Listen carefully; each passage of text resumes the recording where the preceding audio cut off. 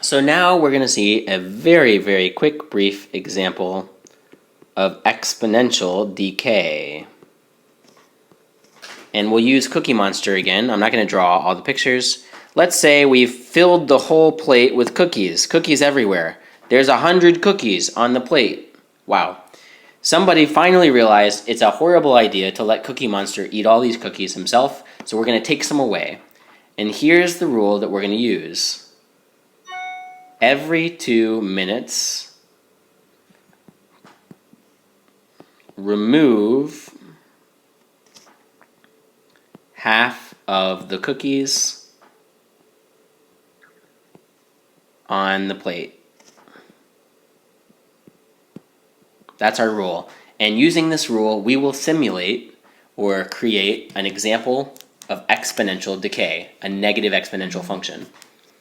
So, before any time passes, when time is 0, how many cookies do we have? The 100 that are sitting there. And so this value is C sub 0, the initial amount.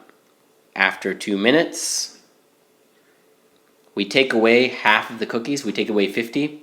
That leaves how many cookies remain? What's the value of C? The remaining cookies are 50 in number. If we wait another 2 minutes, then we look at the plate, which now only has 50 cookies, and we take away half of that, which is going to be, we take away 25, and C, the number of remaining cookies, will be also 25. When 2 more minutes passes, at 6 total minutes passing, C, the value of cookies remaining, will be half of what it was before, because we're going to take away half of the 25 sitting there. And when we take away half of the 25 cookies sitting on the plate, we're taking away 12.5. That leaves us with 12.5. And this could continue for a very long time. This is an example of exponential decay. We'll write down the equation on the next slide, but first I want to point out, as the time, our independent variable, as the time increases, the dependent variable, cookies remaining, decreases because we're taking cookies away. That's one of the hallmarks of exponential decay. As time increases or moves forward, as the amount of time that has passed increases, the number of cookies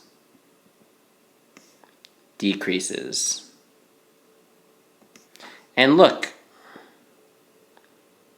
we started out by subtracting 50 cookies, then we subtracted away 25 cookies, then we subtracted away 12.5 cookies. So not only does the number of cookies decrease, but the amount we subtract from the plate also decreases. So we're taking fewer and fewer cookies away as time moves forward. The number of cookies that remain on the plate is described by this function, right? So I'll put exponential decay. So that's what I'm going to call it now. It's just negative growth. The general equation for negative growth, or exponential decay, is d, the dependent variable, equals some initial value times Euler's number to the negative lambda I. So as before, d is the dependent variable. D sub 0 is the starting amount of D when I is set to 0. E is Euler's number, Euler's number, right? 2.7, blah, blah, blah. Lambda is now going to be called not the growth constant, the decay constant.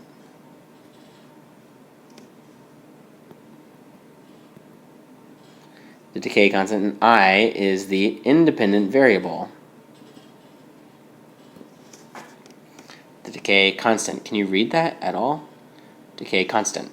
Okay, let's write the, not a general equation, but I want to write down the specific equation for Cookie Monster taking away his cookies. The dependent variable was c. C sub 0 is the starting number of cookies. E is Euler's number, times negative lambda, raised to the power of negative lambda times I. The independent variable is time. Now, we can remove c sub 0, replace it with 100,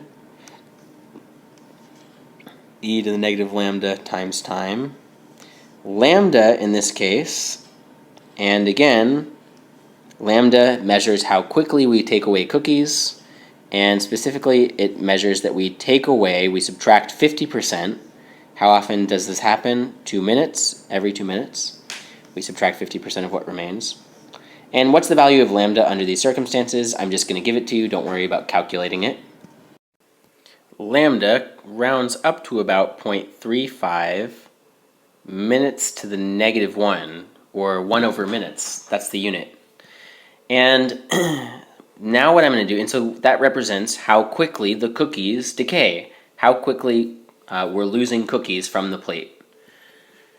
Okay, I'm going to write down the final equation. C equals C sub 0, 100 is the number of cookies we start with, times e to the negative 0.35, with the funny units, minutes to the negative 1, times time. I will make one quick note. We're going to study this later, but the reason minutes to the negative 1 are the unit here is because the exponent on the whole cannot have any units. You can't raise something to the power of 10 meters or 4 seconds.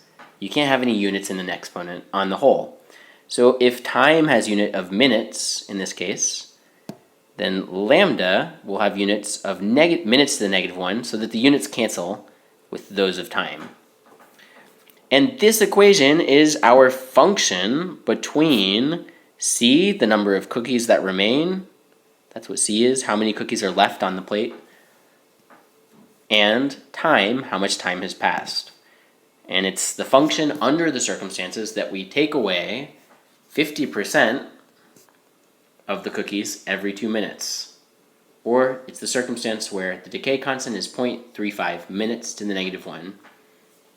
So I encourage you, pause the video, plug in the value of t equal to 2 minutes, and you'll get that there are half as many cookies remaining. You'll get 50 cookies in the equation if you calculate this on your calculator, right? So plug in t equal to 2, calculate, you'll get that there's 50 cookies left.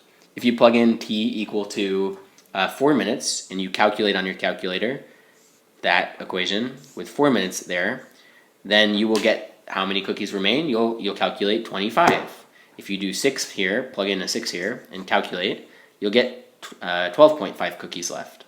So this describes our data. It's an exponential decay function. So in summary, there are 2 types of exponential functions.